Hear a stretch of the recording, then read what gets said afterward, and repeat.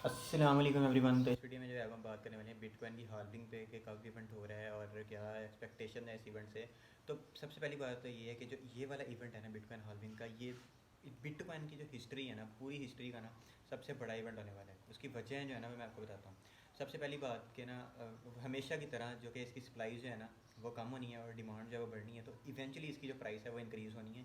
बेशक अभी आपको बिटकॉइन मस्तियाँ करके दिखा रहा है कि थोड़ा नीचे जा रहा है, थोड़ा ऊपर आ रहा है, थोड़ा थोड़ा नीचे जा रहा है, फिर ऊपर आ रहा है। अभी करंटली जो है ना वो 44,000 समथिंग पे ट्रेड हो रहा है और ये ना 5% पंप हुआ है कल रात, तो उसके बाद हो रहा है, वरना ये 42 पे था। तो अब जो है ना, और ये 37 से हो के आया, मतलब वहाँ पे भी इस्लामी दे के आया है।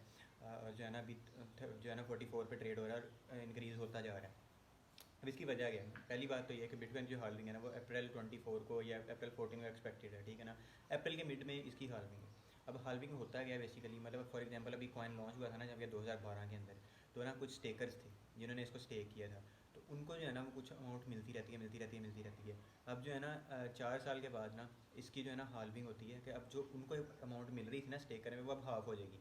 अब जब वो हाफ़ होगी ना तो मतलब क्या हुआ कि इसकी सप्लाई जो है ना वो कम हो गई है। पहले अगर ये 200 बिटकॉइन मार्केट में आ रहा था स्टेक हो के, अब जो है ना वो कम हो के 100 बिटकॉइन आ रहा है। अब जब 100 आ रहा है ना, ले खरीदार बढ़ गए हैं, जो बिटकॉइन है वो कम हो गया, तो इवेंचुअली इसकी प्राइस इंक्रीज़ होनी है, जिसके पास ज़्यादा पैसे होंगे वो खरीद के चला जाएगा इसको।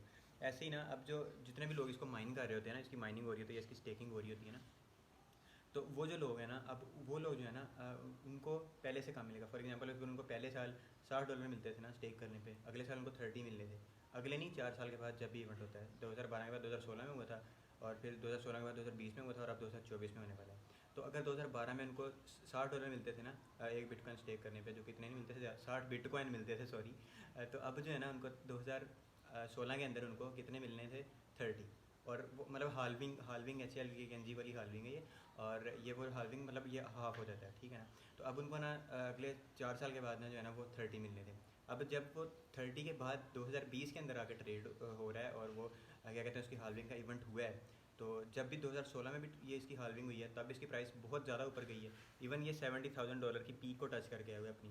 और इस बारी जो है ना इसकी एक्सपेक्टेशन जो है ना वो $1 मिलियन तक की हैं कि वहाँ तक जा सकता है, क्योंकि बहुत ज़्यादा लोग जो है ना वो, बहुत बड़ी बड़ी कंपनियाँ जो है ना इवन वो इसके अंदर आके इन्वेस्ट करके बैठी हुई हैं। और उन्हें अगर पैसा निकालना है ना तो बिटकॉइन उनके इशारे पे चल रहे हैं कि मतलब इतना ज़्यादा पैसा इन्वेस्ट करके बैठे हुए हैं, अगर वो पैसा निकालते हैं ना तो मार्केट डंप दिखाएगी, अब अच्छा खासा डंप दिखाएगी। और बिटकॉइन की हाल्विंग के बाद हमेशा ही ऐसे होता है कि इसके अंदर डंप देखने को मिलता ही मिलता है। तो अब जो है ना 2016 के अंदर उनको अगर 30 मिल रहे थे, तो 2020 के अंदर उनको मिलने थे 15। अब अगर 2024 के अंदर उनको ना $7.5 मिलेंगे।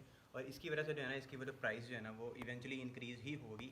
ये जो रूमर्स आ रही है ना कि हाल्विंग के बाद जो प्राइस कम होगी या जो कुछ भी सीन होगा, ऐसा कुछ भी नहीं होना। हमेशा हाल्विंग पे जो है ना वो सप्लाई जो है वो कम होती है, डिमांड बढ़ती है, तो उसकी प्राइस उस टाइम पे ना एक स्पेसिफिक टाइम पे ऊपर जाती ही जाती है। उसके बाद बेशक वो नीचे आए, डंप दिखाए, क्योंकि ज़ाहिर बात है कि जो भी वेल्स है ना उन्होंने अपना पैसा निकाल लेना है, प्रॉफिट बना लिया उन्होंने। अगर 200-300% बना लिया है तो उन्होंने बाहर आना ही है, उन्होंने क्यों बैठे रहना है वहाँ पे।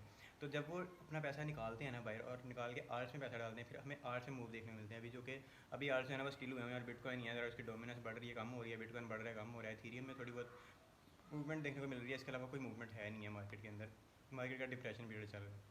तो दिस इज़ वर्ट के बिटकॉइन हाल्विंग की होती है। और अगर आप भी बिटकॉइन के अंदर इन्वेस्ट करने का सोच रहे हैं तो आपका भी, और नहीं ना, 1 मिलियन पे नहीं ना जाता, तो ये $70,000 पे तो जाएगा ही जाएगा, अपनी पीक को टच करेगा, ठीक है ना। 80 पे भी जा सकता है, तो आपको फिर भी 100% का प्रॉफिट हो सकता है, क्योंकि बहुत सेफ अगर रह के आप खेलना चाह रहे हो। अगर सेफ रह के नहीं, थोड़ा रिस्क लेना चाह रहे हो, तो आपके पास PHB या DYM वाले जो है ना वो ऑप्शन अवेलेबल हैं, इनमें मैंने ऑलरेडी वीडियो बना चुका हूँ, तो आप उनको भी अवेल कर सकते हो, उनमें भी आप इन्वेस्ट करने का सोच सकते हो। तो that is it for this video. मैं मिलता हूँ आपसे नेक्स्ट वीडियो में। टिल देन, अल्लाह हाफिज़।